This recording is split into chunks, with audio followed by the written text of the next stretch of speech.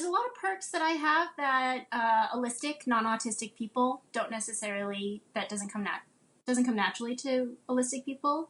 One of the downsides is organizations like Autism Speaks. They are run by people who are really good at raising money. They have boards of people, none of whom are autistic, and they're so good at raising money. And the way that you raise money is fear mongering. So you say like, "Oh, we have to we have to cure autism." It's like curing left-handedness. We have to cure autism. We have to do this, and they get all this money to support more marketing to make more money. Most of their, I think it's like 40% of their money goes to catering for these fundraisers. 4% goes back to families with autistic people in them. 4%.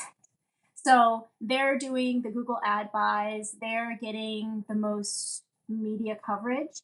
So that fear mongering kind of bubbles up above the rest of us. I wasn't diagnosed until I was an adult and I was pregnant.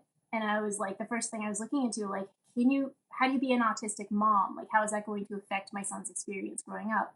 And the first thing you find is people just saying the most horrendous, scary things, unfiltered, just like, like the main thing I was worried about is having my children taken away from me. This was something I've pretty much all autistic and all disabled moms feel, is that we're worried if we come out, if we speak too loudly and we say the wrong thing, someone's going to take our children. And that is actually happening to a number of women, especially teen moms in foster care.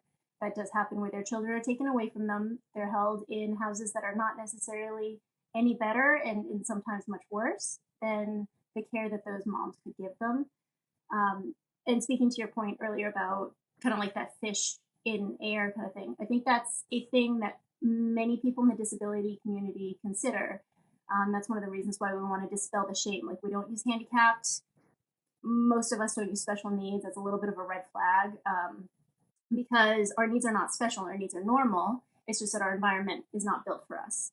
So if the world was an autistic world with an holistic person in it, they would be the one with the disability.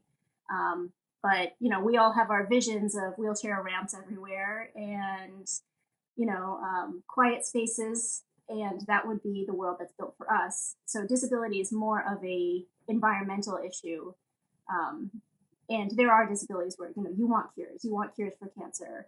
You want cures for painful disabilities, but we want respect and we want accommodations because we're not going to magically solve this.